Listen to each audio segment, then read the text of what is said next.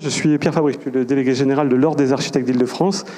Donc vous êtes ici dans cet ancien couvent des Récollets, donc au siège de l'Ordre des architectes d'Île-de-France. Au nom de notre président et du notre conseil, je suis heureux de vous accueillir. J'excuse notre président qui ne peut pas être là ce matin. Vous dire simplement qu'on est très heureux d'organiser pour la deuxième année consécutive ces formats avec la DRAC d'Île-de-France.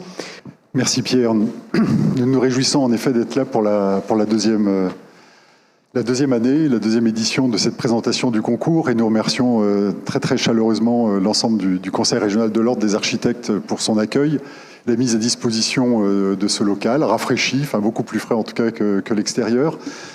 Je vous salue en vous remerciant de votre présence. C'est toujours bien de pouvoir échanger avec une salle. On aura des moments évidemment d'échange avec vous.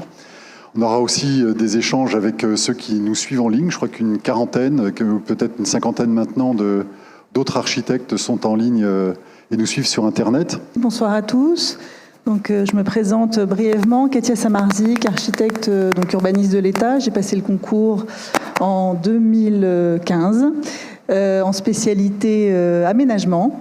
Ce qui m'a permis, à l'issue de l'année de formation post-concours, de rejoindre l'ADRIE, la direction régionale et interdépartementale de l'énergie et de l'environnement, et plus précisément l'inspection des sites.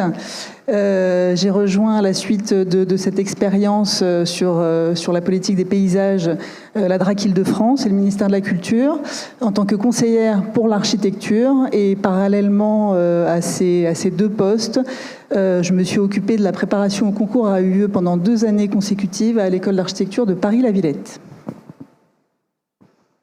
Bonsoir à tous et toutes. Donc, Sybille Muller, architecte urbaniste en chef de l'État depuis le 1er septembre.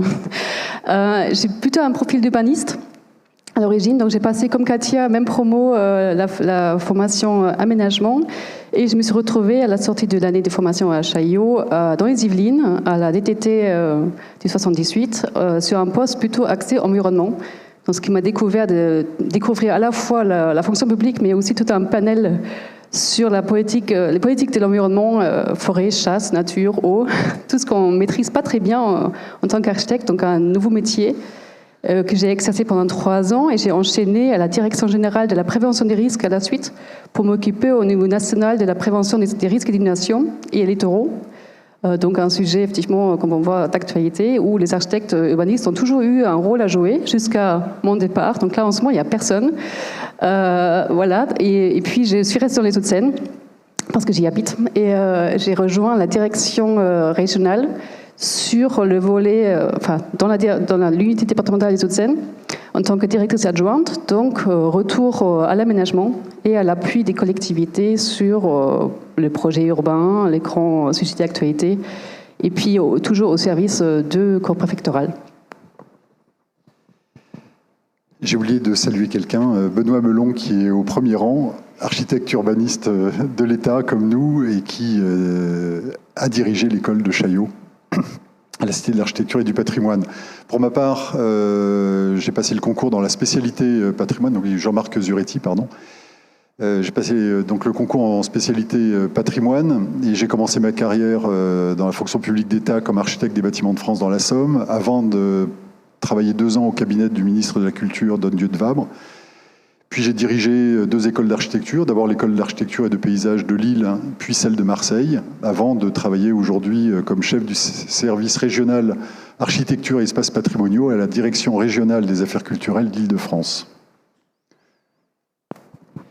Oui, Philippe Dresse, je suis diplômé d'école d'architecture et de paysage de Bordeaux.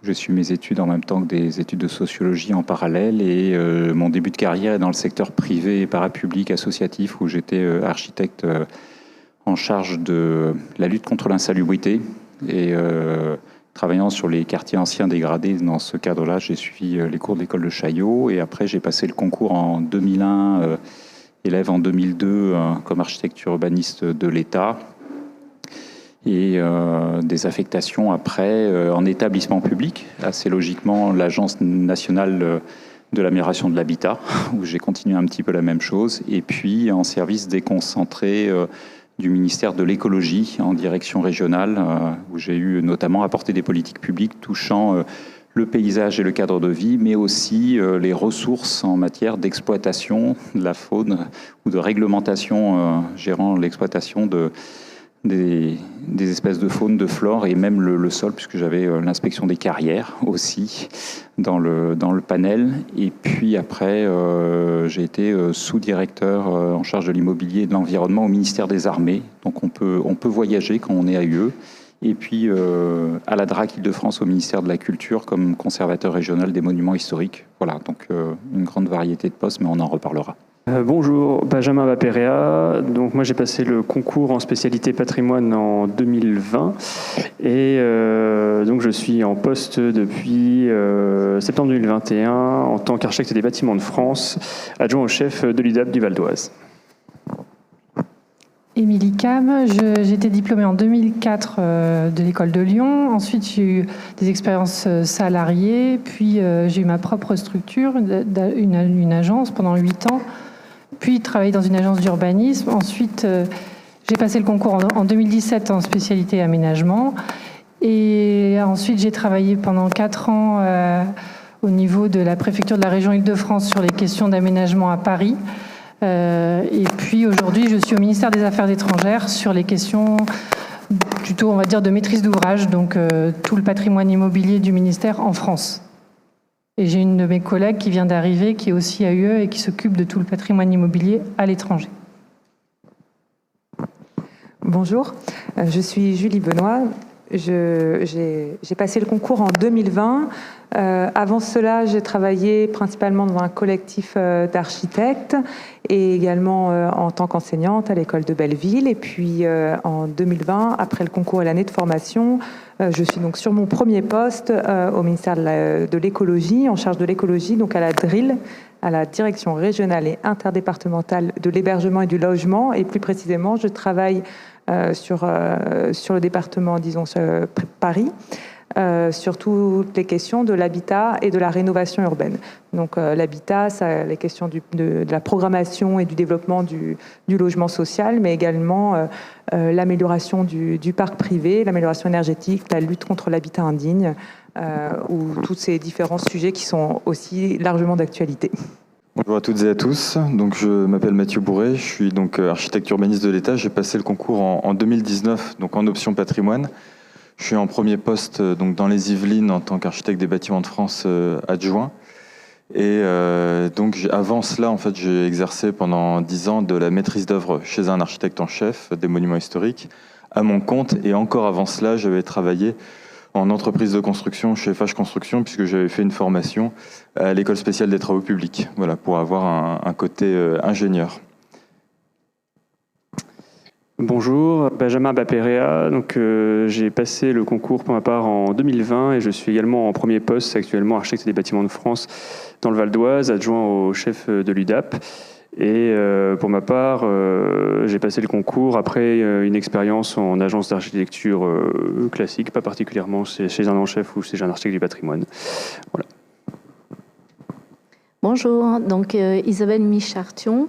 J'ai travaillé dans un CAUE, dans des cabinets d'architectes du patrimoine sur des monuments historiques pendant une dizaine d'années. Et ensuite, j'ai fait Chaillot et j'ai passé le concours à UE en spécialité patrimoine en 2006.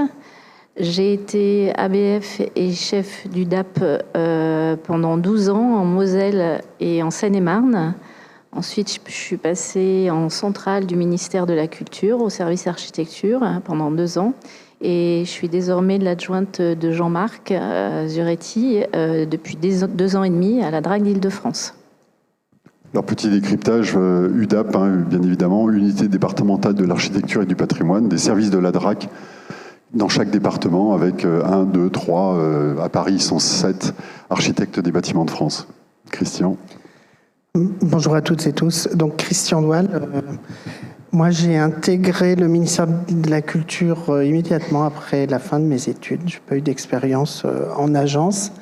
Et donc, j'ai passé le concours en 2006 et option patrimoine. Et donc j'ai d'abord été affectée comme architecte des bâtiments de France dans l'UDAP d'Indre-et-Loire à Tours, avant de devenir chef d'UDAP dans la Somme, à Amiens.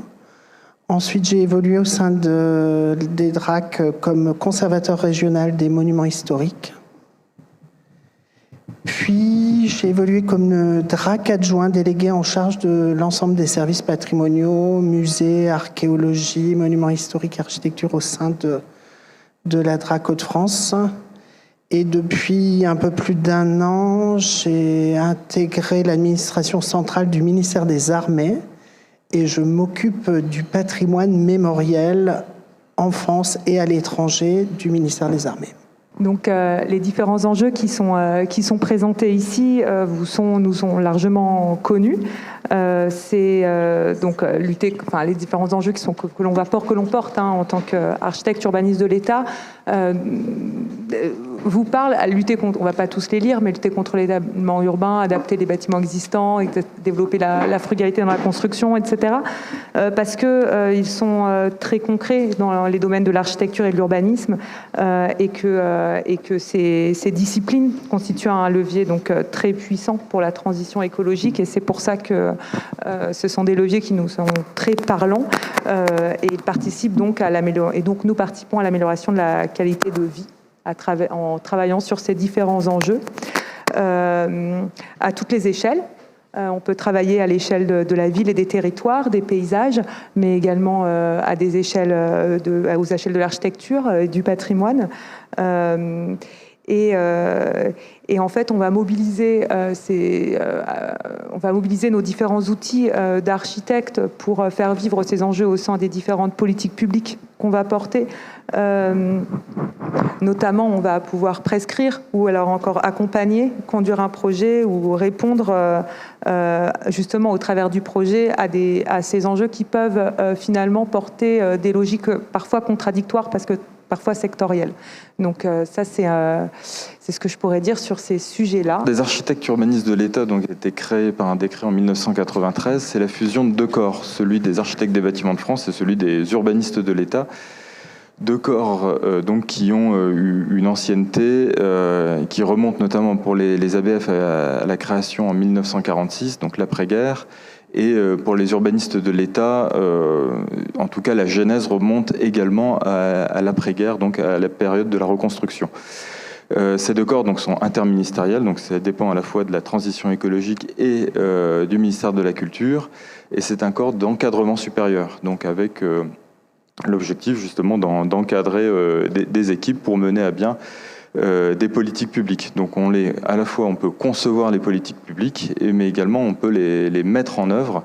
Et toujours ces politiques sont liées justement à l'amélioration du cadre de vie. Donc ça touche à l'urbanisme, l'environnement, l'architecture, le patrimoine, l'habitat, enfin bon, et plein d'autres choses encore. Il y a donc 2 spécialités, donc celles que nous représentons aujourd'hui, donc les ABF, mais également effectivement la spécialité urbanisme et aménagement. L'option patrimoine, en fait, les AUE patrimoine sont rattachés au ministère de la Culture et les AMUE aménagement sont rattachés au ministère de la Transition écologique et de la cohésion des territoires. Et en fait, là, il s'agit vraiment ça conditionne en réalité le premier poste. C'est-à-dire que lorsque vous obtenez le concours, que vous avez suivi l'année de formation, en premier poste, un architecte, un AUE patrimoine sera forcément architecte des bâtiments de France. Un aménagement ira forcément soit en administration centrale, le plus souvent en service déconcentré, mais pour tout ce qui concerne l'aménagement du territoire. Donc on peut travailler en direction départementale des territoires notamment. Alors en termes de prérequis, quand on le passe en tant qu'externe à la fonction publique, c'est-à-dire quand on n'est pas déjà agent contractuel ou en interne ou déjà fonctionnaire au sein de la fonction publique, peu importe laquelle, territoriale, hospitalière ou d'État. Donc si on est externe, on va attendre à avoir le diplôme d'architecte, soit des PLG directement, soit le diplôme d'architecte DE, avec l'habilitation à la maîtrise d'œuvre en son nom propre. Voilà. Et donc ça, c'est important d'avoir cette habilitation en plus au moment où on passe le concours, ce qui témoigne d'une expérience aussi passée et qu'on va pouvoir valoriser après, pendant le concours et sur nos prochains postes. Et pour se préparer, il existe différentes possibilités. Les possibilités déjà... outre celle d'une préparation spécifique, on a les différents DSA architecture et patrimoine, en particulier celui de Chaillot et celui de Belleville, plutôt pour l'option architecture, patrimoine et paysage. Et puis certaines formations post-master propres qui touchent à l'urbanisme, notamment le master à Mur à l'école des ponts Paris-Tech peut être intéressant pour l'option aménagement. Après, c'est aussi les expériences qu'on a connues qui vont nous permettre d'être prêts, et puis notre formation initiale d'architecte, évidemment. Et puis, en complément, une école d'architecture, celle de Versailles, propose encore, parce que ça... Voilà, tout ça est mouvant.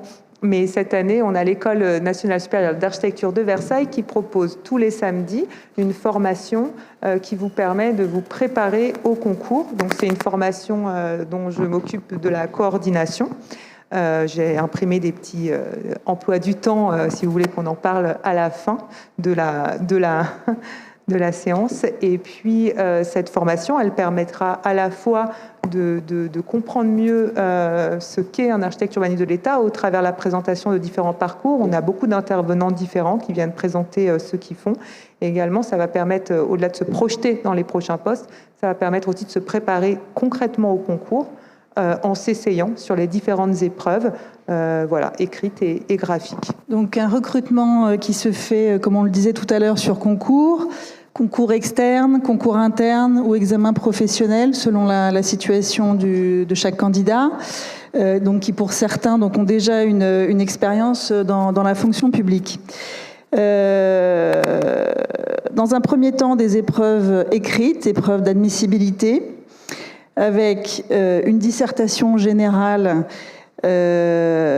qui est donc une épreuve de 4 heures, suivie de l'analyse critique d'un projet également de 4 heures. Ça, c'est les 2 épreuves de la première journée. Ensuite, le deuxième jour, donc cette 3e épreuve, qui est une épreuve propre à chaque option, qui vise, donc dans un cas comme dans l'autre, à vérifier la capacité des candidats à établir des propositions très concrètes. À la suite donc de ces épreuves d'admissibilité, on a les épreuves d'admission. 3 épreuves. Donc l'appréhension d'un projet d'architecture, d'urbanisme ou d'aménagement, donc qui se rapproche quelque peu de l'analyse critique du projet. 40 minutes de préparation, 30 minutes d'entretien avec le jury. Ensuite, l'entretien donc avec le jury, qui est une présentation générale de son parcours, de son propre parcours et des attentes que l'on peut avoir vis-à-vis du concours AUE. Et enfin, une épreuve de langue avec un échange et une discussion en anglais, en général fondée sur un texte. Voilà, donc une discussion langage courant. Alors, on vous a mis quelques exemples du coup des sujets que vous allez pouvoir retrouver alors en ligne et puis même de toute façon lors des épreuves si vous souhaitez vous inscrire au concours. Comme dit précédemment, donc le sujet de dissertation générale, c'est un sujet d'actualité en règle générale. La meilleure formation, j'allais dire, c'est de se tenir au courant tout simplement de ce qui se passe en France, dans le monde, sur différents sujets de société, d'architecture, d'aménagement du territoire, mais pas que, puisque comme vous pouvez le voir, alors on va pas rebrosser et lire l'entièreté des sujets, mais quand on commence à avoir un petit peu les en-têtes, on comprend rapidement de quoi il s'agit. Le sujet sur la crise sanitaire et le confinement, vous doutez bien que ça survient après du coup les événements du Covid. Et puis pour ma part, je vois il y a d'ailleurs mon sujet l'architecture et l'urbanisme, reflet ou facteur de la différenciation sociale. C'est un sujet qui est arrivé après les événements liés à la crise des Gilets jaunes. C'est des choses en fait qui surviennent dans la société et qui forcément ont un impact sur la vie des Français, sur différentes composantes, et donc que vous pouvez retrouver dans des sujets d'actualité. Il existe d'autres sujets qui ne sont pas forcément des sujets d'actualité, comme le périurbain est-il de la ville. Donc, mine de rien, il faut quand même vous préparer avec un certain nombre de connaissances, de lectures sur les sujets urbains, patrimoniaux, et également de transition écologique. L'autre épreuve, donc je crois que maintenant c'est une épreuve, une journée. Donc il y a 4 heures le premier jour, 4 heures le deuxième. Donc l'analyse critique, comme l'a dit Katia tout à l'heure, c'est vraiment l'épreuve qui ressemble le plus à notre travail quotidien, on va dire.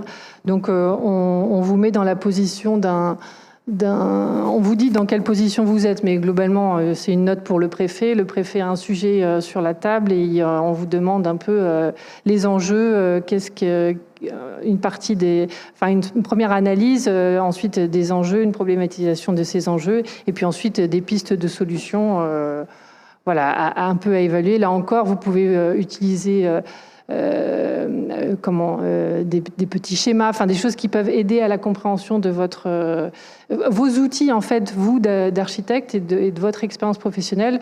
En général, on sait faire un petit schéma rapide qui explique bien les choses. Ça peut être l'occasion de le greffer dans ce genre d'exercice d'analyse critique. Alors, pareil, vous allez retrouver ça sur la présentation, mais c'est vraiment un exercice de synthèse et d'essayer de vraiment concilier sur un temps court, parce que 4 heures, ça passe très vite, l'ensemble de tout ce que vous avez comme foisonnement d'idées, de bien les structurer, de bien les organiser, et puis d'arriver un peu à une conclusion et des pistes d'évolution possible, parce que si je suis le préfet, que je lis la note, il faut qu'à la fin j'ai des choses à faire, des possibilités. Il faut que je fasse quelque chose, je peux pas juste arriver, ok, la situation elle est bloquée, et donc c'est souvent inspiré de situations réelles en fait. L'exercice est un peu simplifié pour le cadre du concours, mais souvent c'est des exercices qui existent, c'est pas des exercices, c'est justement de la réalité. Et après, c'est vrai ce que disait Jean-Marc, c'est le jeu d'acteur, en fait, de bien analyser. On pense évidemment aux maires, mais ça peut être après des associations, X ou Y acteurs qui sont dans le panorama, des acteurs économiques, d'autres acteurs qui pourraient venir sur la table de discussion. Et le préfet est un peu une sorte de chef d'orchestre de tous ces différents acteurs, et il doit, lui, trouver une sorte de compromis pour la situation, et vous amenez un peu les arguments que d'autres n'amèneraient pas. Donc ça, c'est à nouveau votre casquette d'architecte d'architecte urbaniste qui peut vous aider à sortir les arguments importants. Là, on a pris l'exemple de Grande-Synthe, où vous savez aussi dire sur une image comme celle-ci, vous voyez à la fois des enjeux paysagers, des enjeux de densification, vous voyez tout ça, mais tout le monde ne les voit pas. Donc c'est à vous aussi de bien apporter ces éléments-là, ces enjeux-là, comme on en a parlé au tout début, qui sont vos propres compétences que l'État, encore une fois, cherche à recruter au sein de ses services. L'épreuve graphique, donc c'est ce qu'on vous a dit, c'est 8 heures. Donc l'idée, c'est de dessiner à la main. Il faut retrouver des automatismes que peut-être vous avez perdus parce que vous êtes sur ordi toute la journée. Mais il faut que vous rendiez une planche qui soit lisible et qui soit satisfaisante du point de vue esthétique. Donc, pour ce faire, il faut que vous choisissiez les outils qui vous conviennent, avec lesquels, que vous maîtrisez bien, des feutres, des aquarellés, des crayons, ce que vous voulez, mais quelque chose aussi qui vous permet d'aller vite. On vous a mis 2 exemples, un pour l'option patrimoine et un pour l'option aménagement. Donc pour l'option patrimoine, c'est toujours un petit peu la même chose. Là, c'était en Côte d'Or. Vous aviez un projet d'aménagement muséal pour une présentation de l'histoire de la sidérurgie en Bourgogne, et puis il y avait la tour où il y avait eu un accident, une explosion, il y avait des désordres sur les voûtes, et on vous demandait de faire une proposition de stabilisation. Donc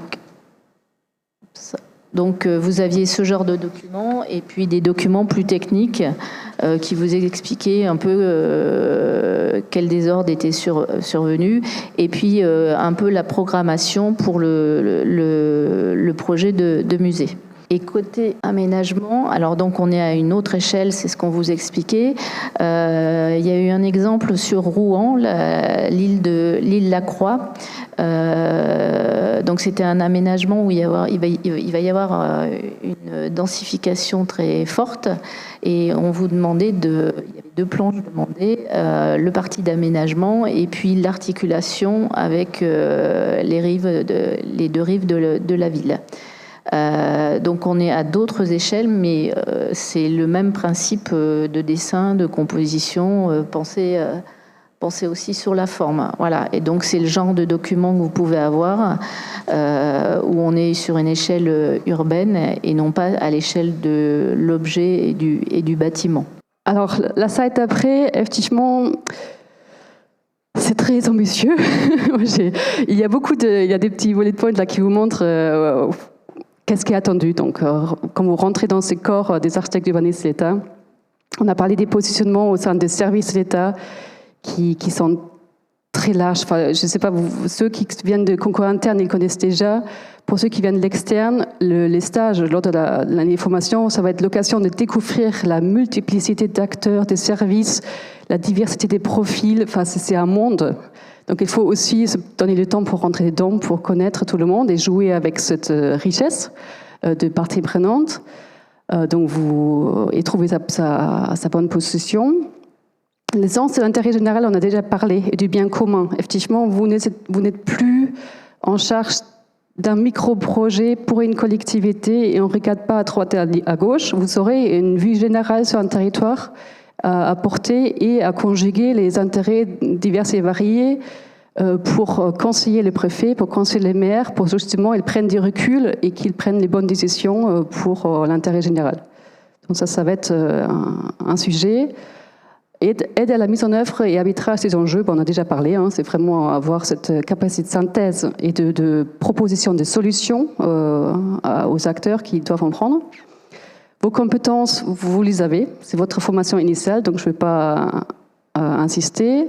Communication, négociation, je rajoute également pédagogie, parce que souvent les politiques publiques sont un peu complexes, parce qu'on n'a pas trop la chance de pouvoir simplifier souvent on rajoute des strates. Donc un travail va être aussi de comprendre cette complexité et l'expliquer simplement aux maires, par exemple. Donc ça aussi, c'est votre plus-value, en fait, de rentrer dedans et de le, pas forcément simplifier, mais en sortir les grands messages et le porter derrière. Participation au débat et décision au niveau du préfet, on a déjà parlé, c'est vraiment être en appui technique des décideurs.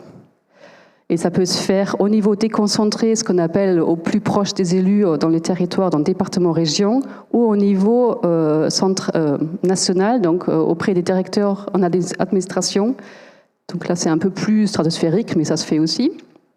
Loyauté, sens de la hiérarchie, ça va être approprié.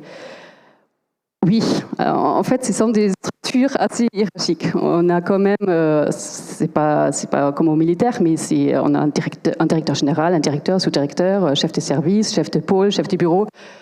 C'est très décliné. Et vous allez être sur un niveau et vous allez rapidement monter les niveaux, mais à chaque niveau, sa responsabilité.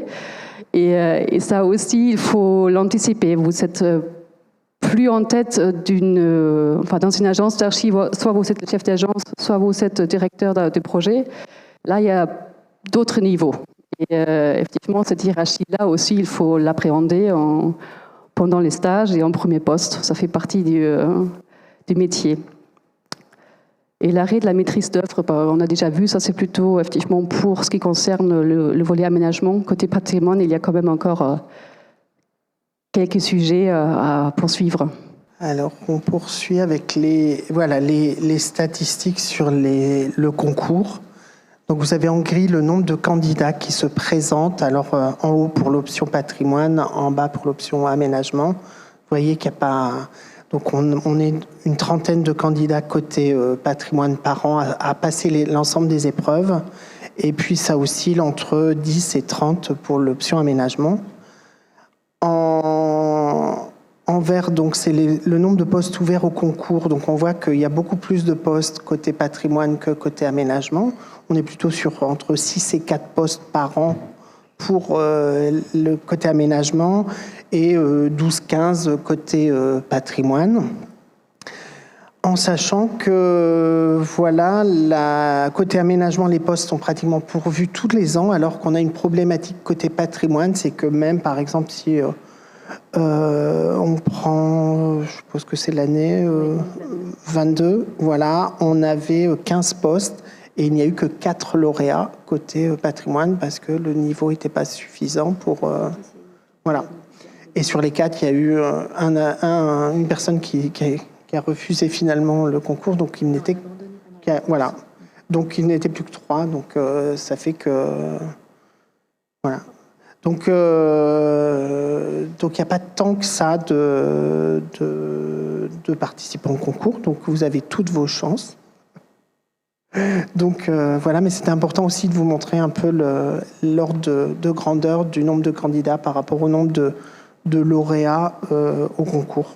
Sur la formation, donc une fois que fin juin les résultats sont tombés, donc vous avez 2 mois pour vous préparer à reprendre les bancs de l'école. Donc la formation commence en septembre. Elle est rémunérée, donc vous intégrez le corps des AUE et pendant 1 an vous êtes AUE stagiaire, qui est un des 4 grades possibles au sein du corps des AUE. Et donc, comme vous êtes fonctionnaire payé, vous avez une obligation d'assister à l'ensemble des enseignements qui sont dispensés, à la fois à l'École nationale des ponts et chaussées, donc à Marne-la-Vallée, et à l'école de Chaillot, au sein du palais de Chaillot. Donc, ces enseignements s'organisent avec un tronc commun important entre les deux options, donc patrimoine et aménagement suivent en majorité les cours ensemble, et ensuite il y a quelques demi-journées ou plages où il y a des enseignements plus spécifiques, patrimoine pour les AUE patrimoine et sur des problématiques urbaines ou d'aménagement pour les AUE aménagement. Donc au sein, donc cette formation elle dure de septembre à juin. Il y a 2 stages qui sont à effectuer au sein de cette année. Un stage long de 12 semaines qui va être lié à la spécialité que vous avez choisie dans le concours. Donc si vous avez pris patrimoine, vous allez aller dans un UDAP principalement. Voilà, pour être plongé rapidement en début d'année scolaire dans le métier d'ABF. Et puis, il y a 2 semaines de stage qu'on appelle miroir, c'est-à-dire que les options aménagement vont au ministère de la Culture, même si ce ne sera pas leur ministère d'affectation au premier poste, et inversement, les AUE patrimoine vont dans les DREAL ou les DDT pour voilà, voir comment ça s'organise au sein du ministère de la Transition écologique. Il y a aussi des déplacements, des visites de sites, des voyages, des rencontres, des témoignages. On a des bons fonctionnaires, d'autres AUE qui viennent échanger avec les AUE en formation sur des problématiques variées. Et puis, il y a le projet de fin d'études, donc tout au long de l'année. Donc, vous allez être tutoré par un AUE sur une problématique que vous allez choisir et pour lequel vous allez devoir mener un travail conséquent, recherche, etc., et de production d'un mémoire en fin d'année et d'une soutenance de ce mémoire devant un jury. Donc les premiers postes, quand vous êtes AUE de la filière aménagement, vous êtes amené on vous propose de prendre des responsabilités ou tout au moins de commencer à les apprendre. Donc c'est souvent des postes d'adjoint, adjoint à chef de bureau en administration centrale, adjoint à un chef de service en direction des concentrés du ministère chargé de l'environnement, Ça peut être parfois directement piloter une équipe, être chef de bureau.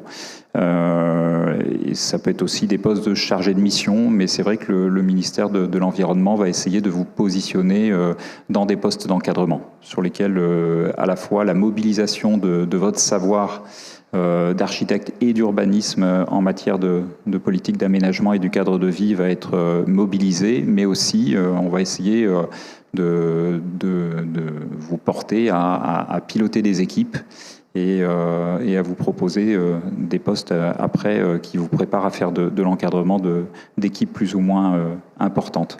Et quand vous êtes, et donc ça va être en termes de services, ça va être souvent en direction départementale des territoires, ça peut être en direction régionale chargée de l'environnement ou éventuellement en administration centrale, mais les employeurs aiment bien commencer par vous envoyer sur les territoires avant de vous donner des postes de conception des politiques publiques en administration centrale.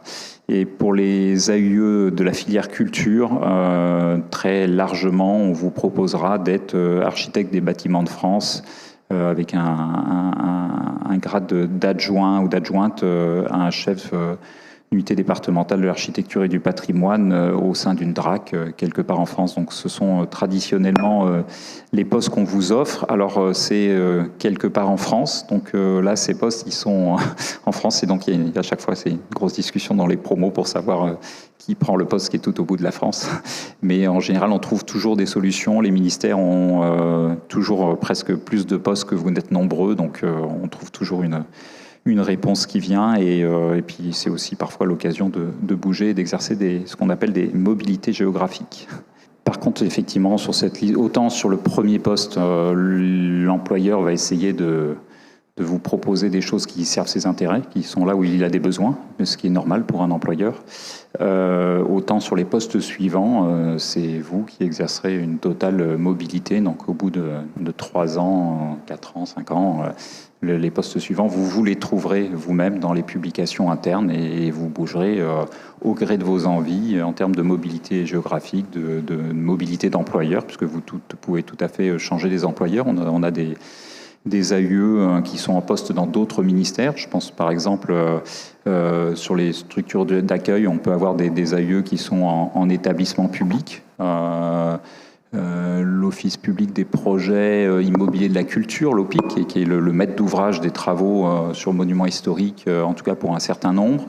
Vous avez le Centre des monuments nationaux qui a besoin d'architectes urbanistes de l'État pour l'aider sur la gestion et l'entretien de son patrimoine. Vous avez dans des établissements publics du ministère de l'écologie, comme le CEREMA, qui est un centre d'études techniques assez large, qui emploie 2000 personnes et qui couvre toute la France. Vous avez aussi des compétences d'experts et de managers qui seront utiles. Vous avez l'ANA, naturellement, l'Agence nationale de renouvellement urbain, l'ANRU, qui emploie des AUE, donc l'Agence publique de l'immobilier de la justice, l'APIGE, qui emploie des AUE sur des fonctions de maîtrise d'ouvrage, de travaux de construction. Donc vous avez toute une série de structures, établissements publics qui seront à votre disposition à partir des deuxièmes postes, parce qu'en général, c'est pas du tout ce qu'on vous offre en premier poste, naturellement. Et puis vous avez tous les services de l'État, de ces 2 ministères, avec leurs différents services déconcentrés, DREAL, Direction régionale de l'environnement, de l'aménagement et du logement pour le ministère de l'Environnement, et ses directions départementales des territoires et éventuellement de la mer, qui sont les services déconcentrés du ministère de l'écologie. Et côté ministère de la culture, vous avez des postes en DRAC, en direction régionale des affaires culturelles, par exemple au sein des UDAP, on en a parlé, mais aussi au sein des conservations régionales des monuments historiques, par exemple. Assez brièvement, donc on a parlé des grades tout à l'heure. Donc les architectes urbanistes de l'État comprennent 4 grades. Le premier, ce grade un peu précaire, on n'est pas encore titulaire, mais architecte urbaniste de l'État élève. Puis une fois qu'on est titularisé, on est architecte urbaniste de l'État tout court. Et au bout d'un certain nombre d'années, alors c'est à la fois de l'ancienneté, mais il y a d'autres conditions. On essaie de voir comment, parce que vous avez compris, les prises de poste, on est en poste en général en tant que chargé de mission, c'est-à-dire pas d'encadrement, on est un peu tout seul, on nous demande développer voilà, une activité sur un sujet donné, mais souvent c'est des postes d'adjoints. Donc on va regarder comment des adjoints voilà, prennent des risques, prennent des responsabilités, montent en compétences, et cette montée en compétences en étant chef de bureau, chef de service, chef d'UDAP, va permettre de débloquer la situation pour passer au grade d'architecte et urbaniste en chef de l'État. Et là aussi, une fois qu'on est architecte urbaniste en chef et qu'on occupe un certain nombre de responsabilités, c'est-à-dire que certains postes sont, comme on dit, graffables, d'autres ne le sont pas, mais à partir d'un certain nombre de responsabilités exercées à un bon niveau, on peut devenir architecte urbaniste général de l'État. Alors, si on regarde d'une manière générale la proportion, en début de carrière, en gros, enfin, ce sont des moyennes. Vous voyez, la proportion du CIA, le complément indemnitaire annuel, bon, c'est 2%. Enfin, mais les primes peuvent représenter au début 40%. Alors, la retraite est calculée seulement sur la partie bleue. Quand on regarde, vous pouvez voir ces informations. Elles ne sont pas représentées de cette manière-là. Elles sont représentées sous forme de tableau. Vous avez d'abord le niveau de rémunération, le nombre d'indices en fonction de votre échelon. Vous êtes architecte urbaniste de l'État. Voilà, vous avez, je ne sais plus, 9 ou 10 échelons. Pour passer d'un échelon à l'autre, il faut attendre 1 an et demi. Mais ça se fait automatiquement. C'est-à-dire une fois que vous êtes recalé sur un des barreaux de l'échelle indiciaire, après, au bout d'1 an et demi, vous grimpez. Et puis, si vous arrivez au bout de l'échelle, c'est-à-dire par exemple la première échelle bleue, si vous arrivez à la dernière étoile, là vous ne pouvez pas aller plus loin. Il faut vraiment, et certains ont attendu longtemps parce qu'ils ne voulaient pas faire de mobilité, ils ne voulaient pas prendre de responsabilité, ils ne voulaient pas avoir de fonction d'encadrement. Donc architecte des bâtiments de France adjoint toute sa vie, on plafonne au 10e échelon de l'échelle. Il y a eu un coup de chapeau de fin de carrière, mais je crois que la personne considérée que j'ai en tête a attendu une quinzaine d'années au moins au dernier échelon. Si on prend des responsabilités, si on fait des mobilités, si on peut aller de l'échelle bleue à l'échelle violette, et puis sous certaines conditions arriver à l'échelle rouge. Vous voyez, les écarts de rémunération entre le violet et le rouge sont assez différents. Après, quand on est vraiment très très vieux ou ancien dans les fonctions, on arrive sur les échelons spéciaux de fin de carrière. Et là, vous avez une représentation donc, du fixe, du salaire fixe qui progresse, ligne continue, auquel s'ajoutent les primes.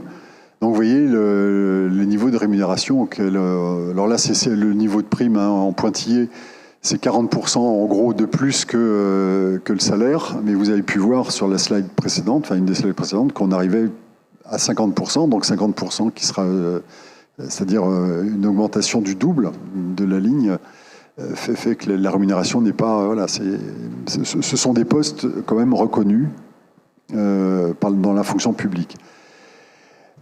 Que vous dire d'autre? Une chose importante, AUE élève, c'est quelqu'un qui sort de l'école. Christian, sortant de l'école, passe le concours, sans ancienneté et est calé au niveau des rémunérations, donc là en 1750 € brut mensuels. Si vous avez, comme certains d'entre vous, ça doit être le cas, une ancienneté, l'administration regarde dès votre entrée en tant qu'AUE élève, regarde votre ancienneté et calcule un replacement. Alors, ce n'est pas forcément un replacement équivalent, mais un reclassement sur la trajectoire.